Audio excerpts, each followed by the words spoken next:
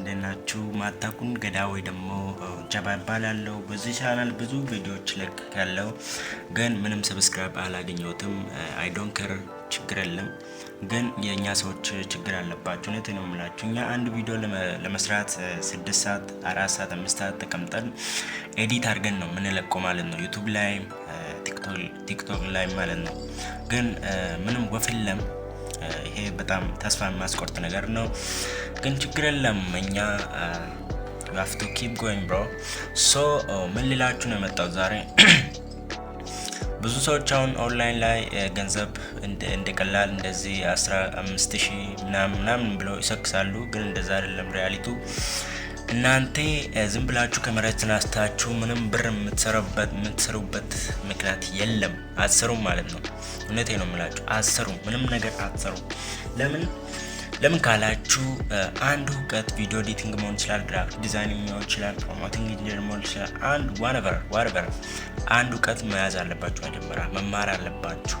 ከዛ ነው ብር የሚመጣው ማለት ነው እንጂ አንድ ሰው ዝም ብሎ ኦንላይን ላይ ብር 5 ብር $1 መስራት አይችልም ማለት ነው፣ እውቀት ከሌለ ማለት ነው አንድ ሰው።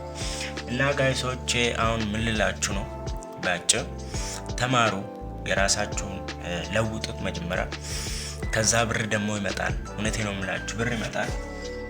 አትቸኩሉ፣ በቃ እውቀት ይዙ መጀመሪያ እውነት። እና እኛ እዛ ዩቲዩብ ላይም ከሰዎችም ሰምታችኋል፣ ዝም ብሎ እሱ ሳክስ ነው፣ ተውት፣ ሳክስ ነው።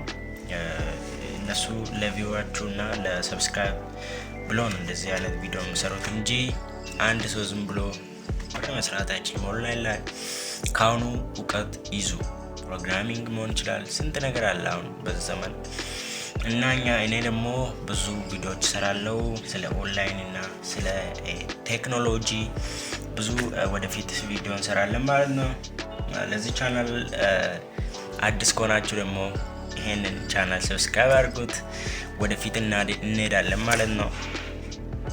አንድ ቀን ደግሞ ይሳካልናል። Thank you very much. I love you so much guys. Peace out.